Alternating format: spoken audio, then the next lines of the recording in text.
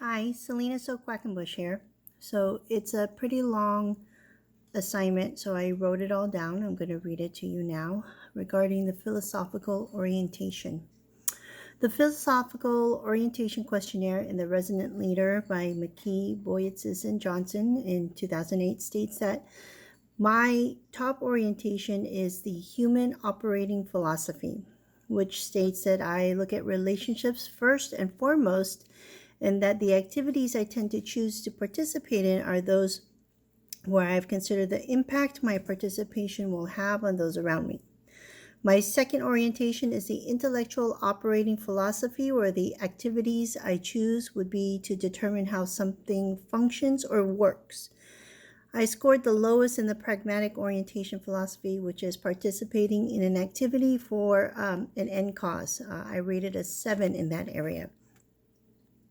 Since I work with adults with special needs and I love what I do, I believe that the human operating philosophy fits me perfectly. I look forward to forming the relationships with my clients and their families or care homes. I enjoy every single day I spend with my clients, both in the arena of the day program and the care home. I believe wholeheartedly that these relationships I build with my clients will help them be successful in the future. Part of that relationship building is the trust factor and the fact that I treat them as the adults they are. I don't talk to them as if they are children or babies. They are adults, and that's how I speak with them. I remind them about making appropriate choices and voicing their wants, needs, anger, and frustration in an appropriate manner. I make sure I support the choices they make, and I remind them of the possible consequences that can occur if they insist on sticking to their choice.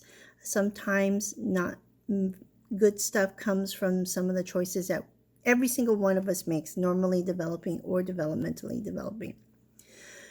The intellectual orientation philosophy fits me as well, since I work in an environment where most of my clients communicate through one form of behavior or another, sometimes physically aggressive, verbally aggressive, etc. Often the behavior is an attempt at communication, and it is up to me to determine what the client is attempting to communicate to me. Whether it is frustration, anger, happiness, sadness, etc., I need to figure it out. So I look at the behavior, I look at how it happens, when it happens, why it's happening.